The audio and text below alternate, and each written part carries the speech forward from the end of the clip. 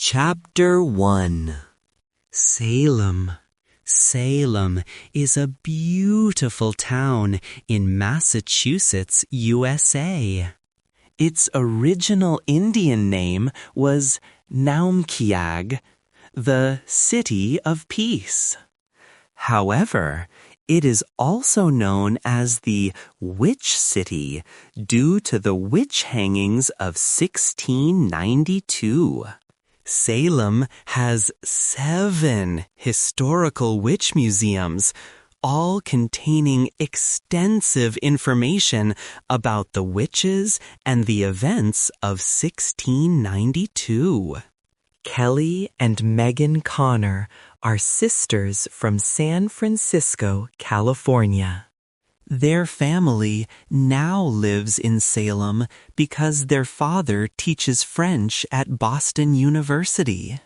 Kelly is 14, with red hair, blue eyes, and a tall build.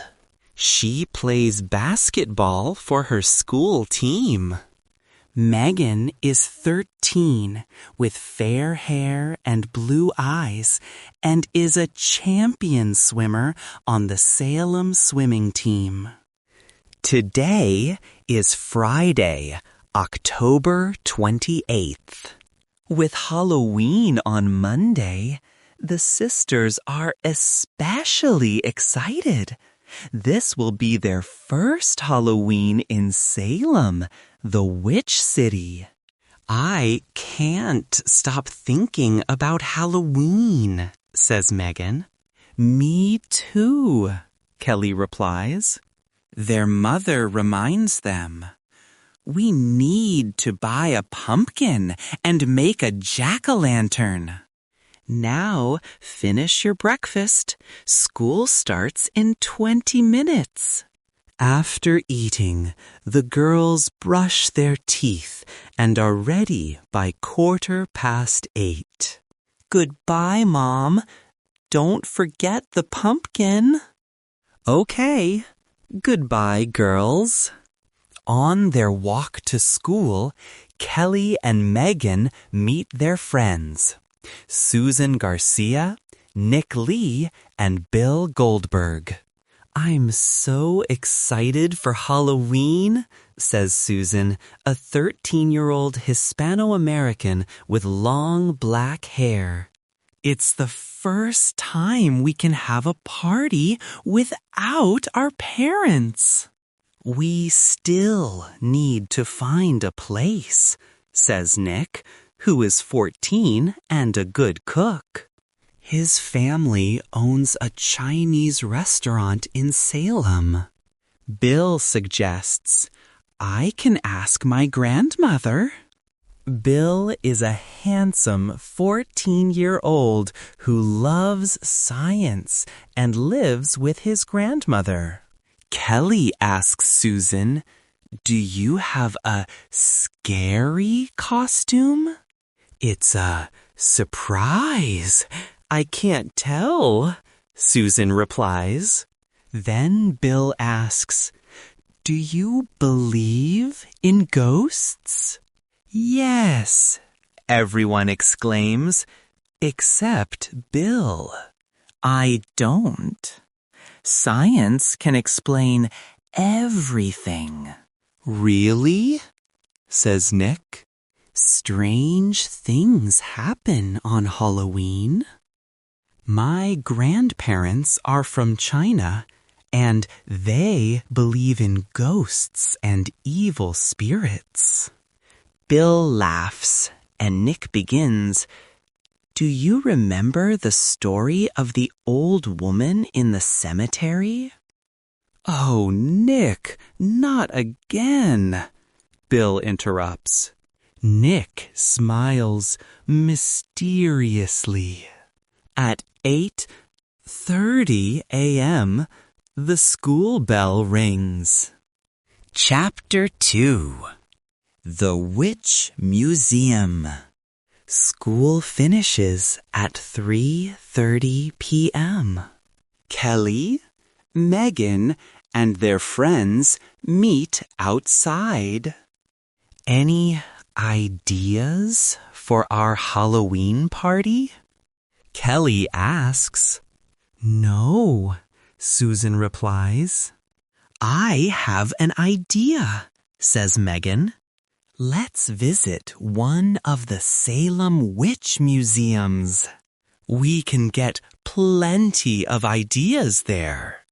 That's a great idea, Susan says.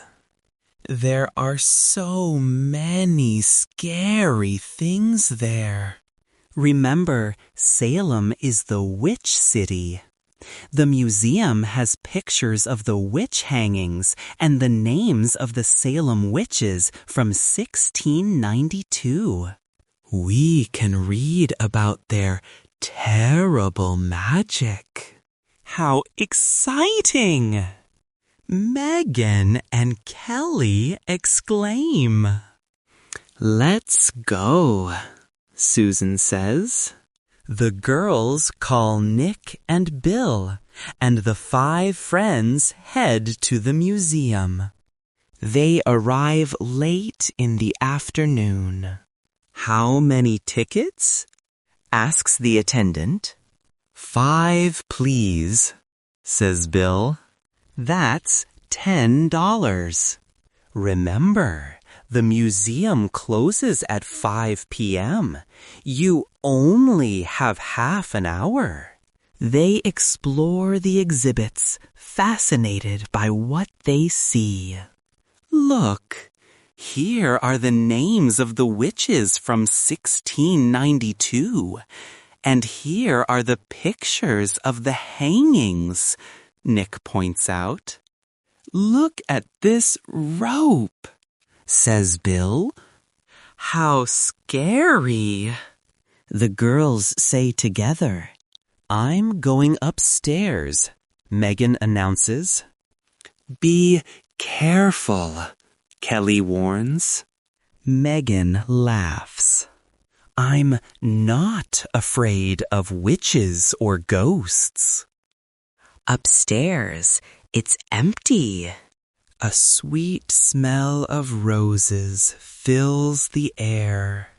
As Megan looks around, she notices an old woman in a long black dress with small black buttons.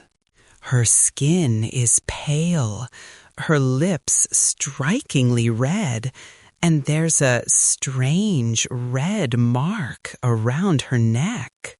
She smiles at Megan, who smiles back nervously. Suddenly, the air turns cold. How strange, Megan thinks. I want to go back downstairs. When Kelly sees her, she asks, What's upstairs? Just some interesting exhibits, Megan replies. The museum closes in 5 minutes, the attendant announces. Susan buys a book titled Salem and the Witches of 1692. As the girls head toward the door, the attendant asks, Is anyone still upstairs? Yes, says Megan. There's an old lady. Really? The attendant says, surprised.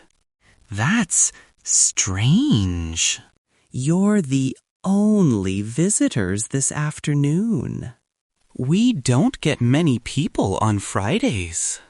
There is an old lady upstairs, Megan repeats. I'll go check, the attendant says. He returns a few minutes later, his face flushed. Is this a joke? There's no one upstairs. And this is the only door in or out of the museum. Megan's friends stare at her. She stays silent. Then she says, "Let's look outside." They rush out and scan the street. It's empty, except for a black cat. As they walk home after the strange experience, Kelly says, "Now I have lots of ideas for our Halloween party." "Me too," Susan agrees. Bill notices Megan's silence. "You're very quiet, Megan." "I'm thinking about the old lady at the museum." Chapter 3. September 22nd, 1692. There is no school on Saturday. It's a cloudy autumn day, usually a beautiful season in Salem, with leaves turning yellow, red, and orange. Mr. and Mrs. Connor have a large orange pumpkin and are making a jack-o'-lantern. "When it's finished, we can put it in front of the window," says Mr. Connor. "Are you girls ready for Halloween?" "Not yet, Dad. We still need to find a place for the party," says Kelly. "And we have to make our costumes," adds Megan. "Today is perfect for getting things done," their mother suggests. "Finish your homework this morning, then look for a party location this afternoon." "I'll start my science homework," says Megan. "I need to study for my English test on Wednesday," says Kelly. They study until noon, when the phone rings. "Hello, it's Bill. I found a place for our party." "Really? That's great. Where is it?" Kelly asks. "It's a surprise. Meet me and Nick in front of the school at 1:30 p.m. We'll go together." "Okay, see you at 1:30, says Kelly. The 5 friends meet in front of the school, full of excitement. "So, where is this place?" Susan asks. "Follow me," says Bill. "My grandmother knows about it. It's the perfect spot for a spooky Halloween party." They walk past the park, the tennis courts, and the church, then continue down a country road.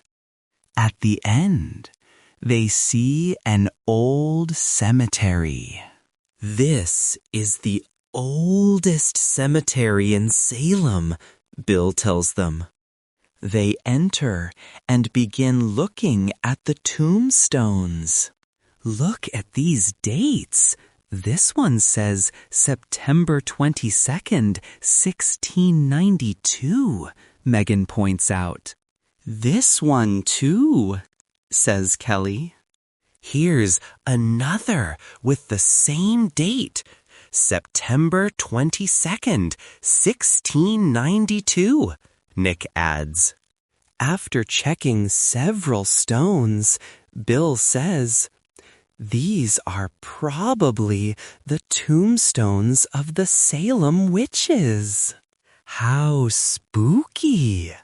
"Let's go," Susan urges. They hurry back to the road and walk a few minutes more until they reach an old, abandoned house near a forest. A rose bush grows near the door. "This is the house for our party," Bill announces. His friends stare in surprise. Wow, is this a haunted house? Nick asks. Bill laughs. It's a very old house from the 1650s. Poor people have lived here from time to time, but they always leave. It's abandoned now, with no electricity. Why is it abandoned? Nick wonders. They say strange things happen here. It's perfect for a spooky party. And remember, ghosts don't exist, Bill insists. Are you sure? Kelly asks. The 5 friends exchange uneasy glances. There's something strange about this place, says Nick. Chapter 4. The Abandoned House. Megan studies the old house and says, "Look at the writing above the door.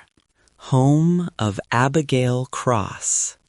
October 31st, 1627, September 22nd, 1692.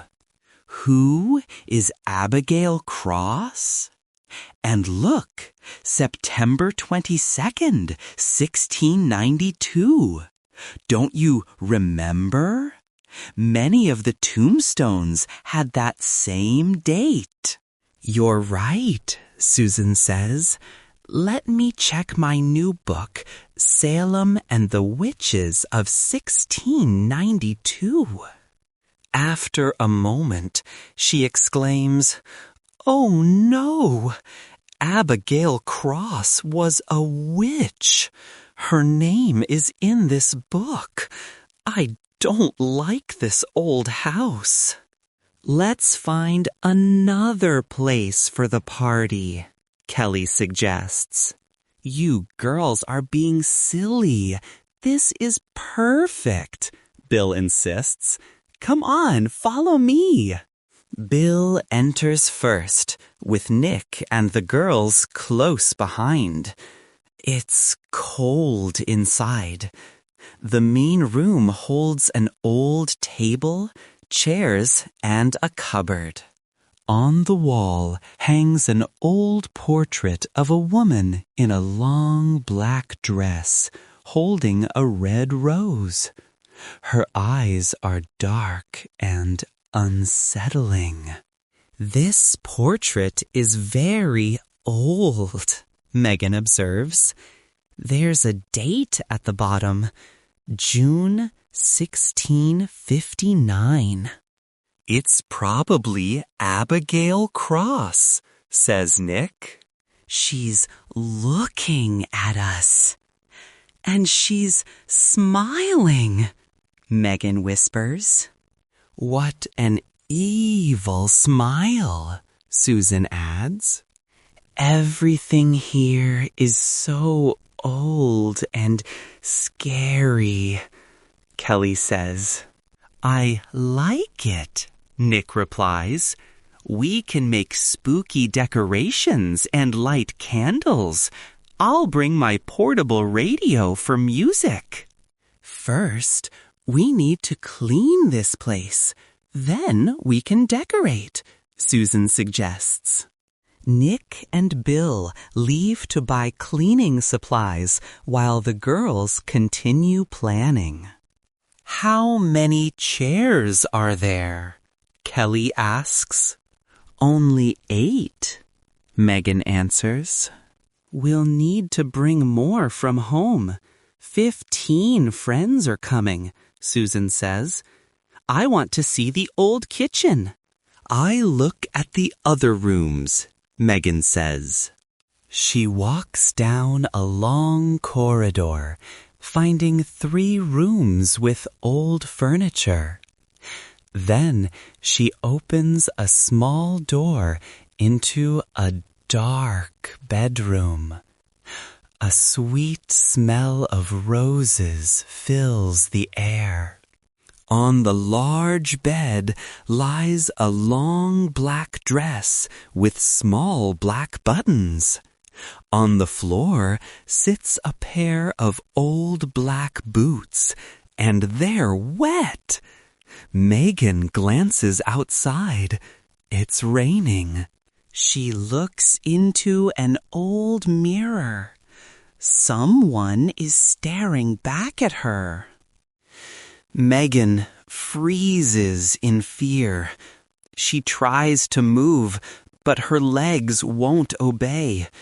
She wants to call for Kelly and Susan, but no sound comes out. Suddenly, Kelly calls, "Megan, what are you doing?" Megan can't respond. Kelly and Susan rush into the room. "Megan, what's wrong?" Megan's face is pale. She points to the black dress and the wet boots. The girls stare in shock. "Do you remember the old woman at the museum?" Megan whispers. "This is her dress, and those are her boots. Look, they're wet." "Are you sure that woman was real?" "Maybe it's your imagination," Kelly says. Megan grows angry. "It's not my imagination. This is Abigail Cross's house, and these are her clothes. Abigail Cross is here." Abigail Cross is dead, but her ghost isn't. Chapter 5. Halloween Costumes. Megan, Kelly, and Susan return to the main room, uneasy under the gaze of the old portrait. Soon, the boys return with cleaning supplies and a broom. The girls immediately tell them Abigail Cross's dress and boots are in the bedroom. "Someone is trying to scare us," Bill says. "The door is always open.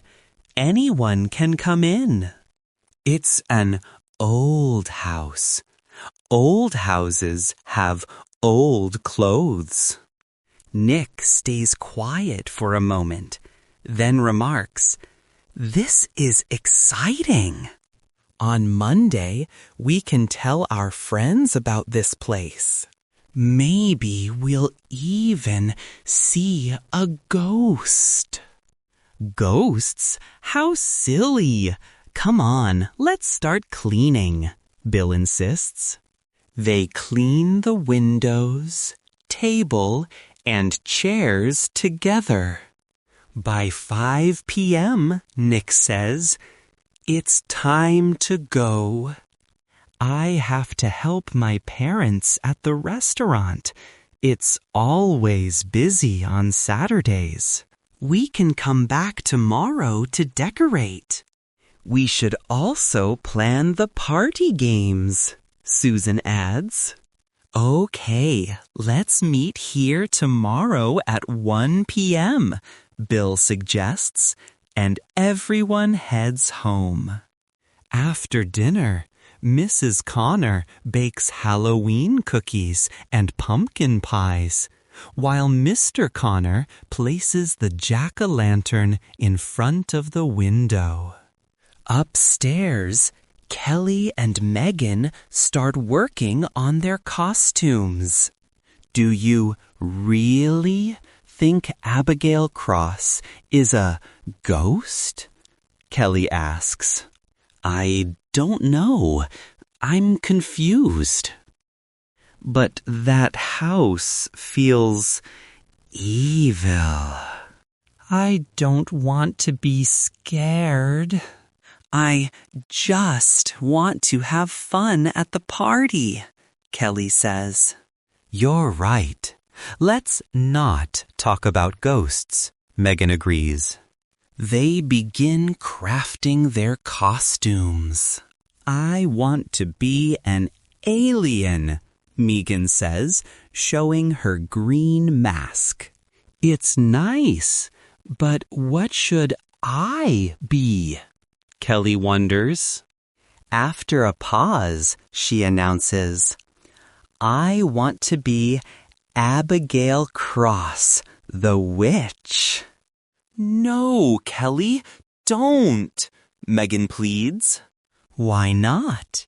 It's an easy costume.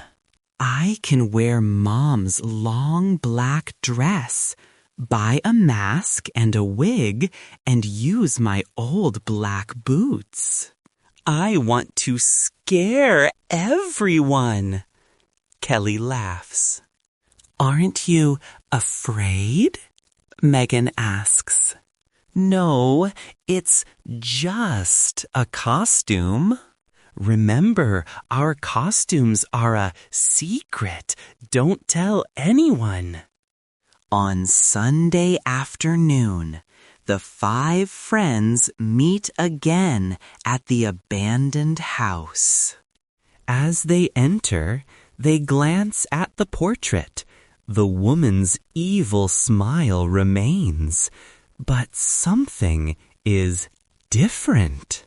Megan shines her flashlight and says, Look, she has a red mark around her neck now.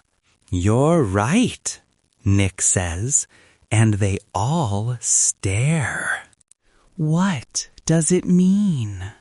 It's your imagination, Bill insists. The flashlight is creating shadows. Who wants to check out the basement? We could use it for scary games.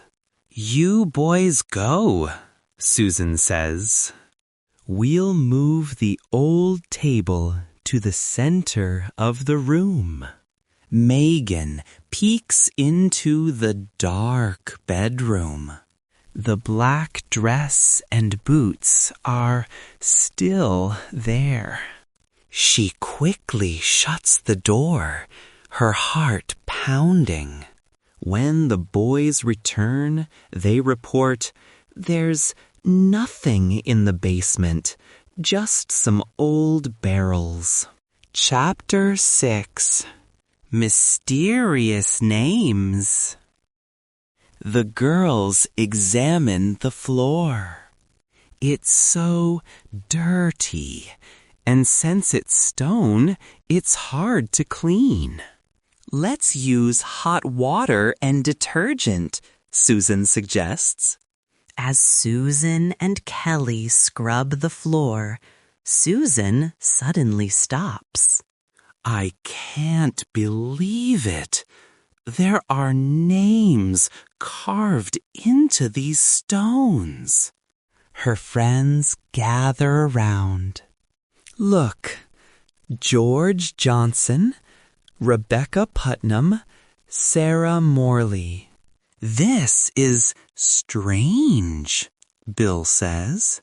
He reads the other names aloud and counts them. There are 20. It's a mystery. Who wrote them?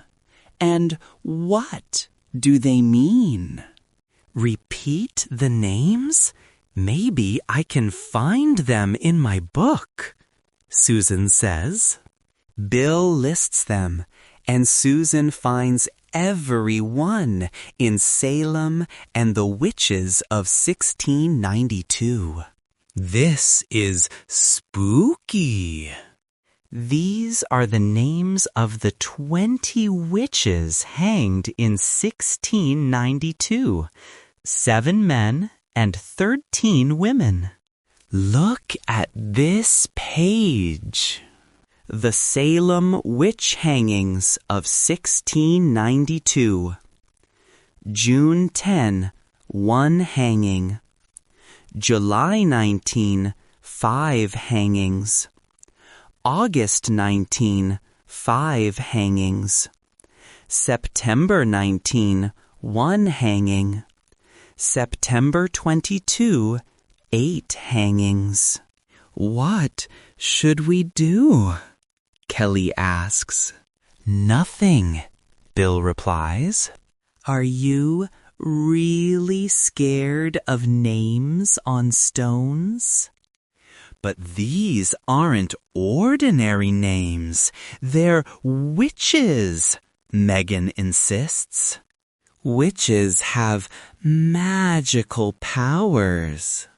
We can show our friends at the party and scare them, Nick says with a laugh. Great idea. This Halloween party is going to be exciting, Bill says. Let's hang up the decorations, bats, spiders, and pumpkins. Who's bringing food and drinks? Nick asks. Megan and I can bring pumpkin pies and Halloween cookies, Kelly offers. I'll bring apple pies, popcorn, and sweets, Susan says. I'll take care of drinks and candles, Bill adds. Then I'll bring paper plates, cups, a tablecloth, and some chairs, Nick says. Don't forget your portable radio, Nick, Kelly reminds him. Okay, so everything's ready, Bill concludes. We'll meet here at 8 o'clock to set up. The party starts at 9 p.m. It's Monday, October 31st, Halloween. Decorations fill the homes, shops, and classrooms. After school, Kelly buys an old lady wig and mask. That evening, the sisters put on their costumes. Mrs. Connor admires them. What wonderful costumes! A green alien and an old lady. I'm not just any old lady. I'm a Salem witch from 1692, Kelly says. Wow, Mr. Connor replies. Where's the party? At the abandoned house near the old cemetery. Sounds exciting. Have fun, their parents say as the girls head out. Chapter 7. The House of Horrors. The 5 friends meet at 8. Each wears a frightening costume. Bill is a vampire, Nick a skeleton, Susan a ghost. When they see Kelly, they joke, "Good evening, Mrs. Abigail Cross." They cover the old table with a paper tablecloth, arrange the food and drinks, and light candles in the absence of electricity. Nick turns on his portable radio. Megan quietly checks the dark bedroom. The black dress and boots are gone. Uneasy, she says nothing. Soon, other friends arrive in scary costumes and masks. Is this a haunted house? It's so spooky, someone says. No one answers. Some dance, others eat, talk, and laugh. Hours pass happily. It's a great party, They agree. Then Bill announces, "It's time for the treasure hunt." Everyone has a different map. Let's begin. They scatter to different rooms, some to the kitchen, others to the bedrooms. Kelly takes her flashlight and heads to the basement. Searching inside a large barrel in the dark, she suddenly catches a sweet smell of roses. She turns her flashlight and freezes. The old woman from the museum stands beside the barrel. "You are not Abigail Cross."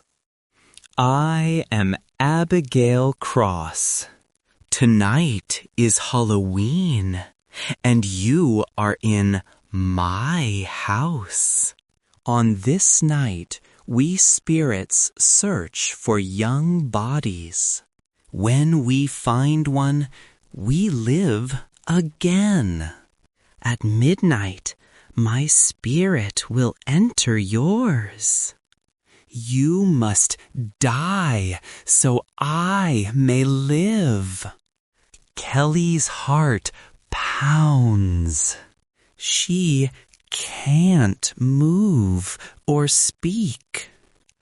Abigail touches her with a cold hand, removes Kelly's mask and wig, and says, "Your bed is in the barrel. You are tired. You must sleep forever." Kelly obeys, falling asleep inside the barrel. Abigail puts on the mask and wig and returns to the party. At 11:30, Nick says, "It's almost midnight. Let's take off our masks and see who's who." Who is the alien? The alien removes her mask. It's Megan. Everyone laughs. And the ghost? It's Susan. Who is the old lady? Bill asks. The old lady removes her mask. The room erupts in screams. It is the ghost of Abigail Cross, face white, eyes red, a red mark around her neck. She laughs, revealing black teeth. Terror fills the room. Bill demands, "That's Kelly's costume." "Where is Kelly?" "I am Kelly." At midnight, my spirit enters her body. Remember, I am a witch. Everyone rushes to the door, but it won't open. Horrible ghostly faces press against the windows.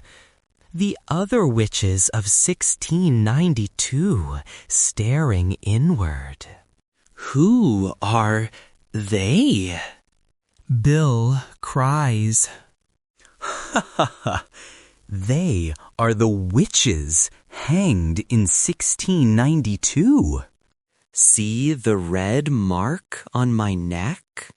That is the rope's mark. 20 witches for 20 young bodies. This is the house of horrors. No one leaves alive. At midnight, our spirits will enter your bodies. We will live again and bring evil back to Salem," Abigail declares. "Where is Kelly?" Bill shouts. "Look at the Portrait, the witch sneers. They turn to the portrait on the wall and see Kelly's face, her lips red, a red mark around her neck. This is our party, not yours. The witch screams. Chapter 8. Fire! Suddenly, the decorations on the walls begin to move. Paper bats flutter through the air, emitting eerie noises. No! A girl screams. There's a bat in my hair. Help! A boy yells. This one's a vampire. Then, slowly, the ghosts seep through the walls, pale, translucent, and menacing. They drift toward the terrified guests.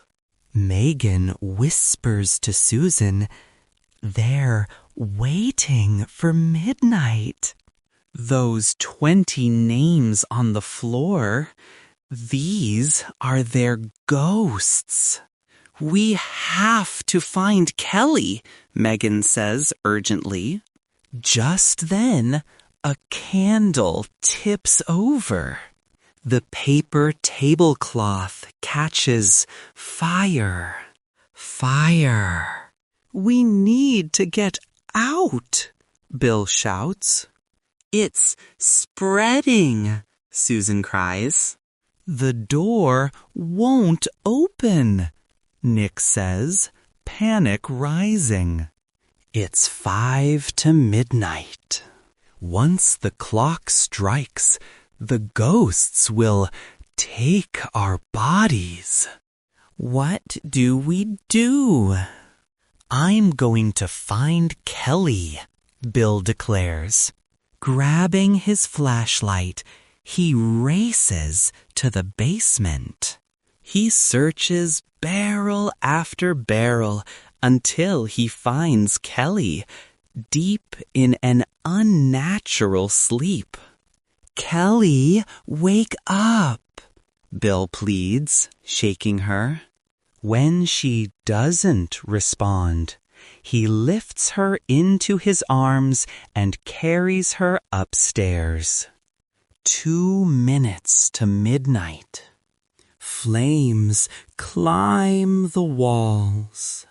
Thick black smoke fills the room. Bats and phantom shapes swirl in the air. The ghosts draw closer, waiting. No one can force the door or windows open.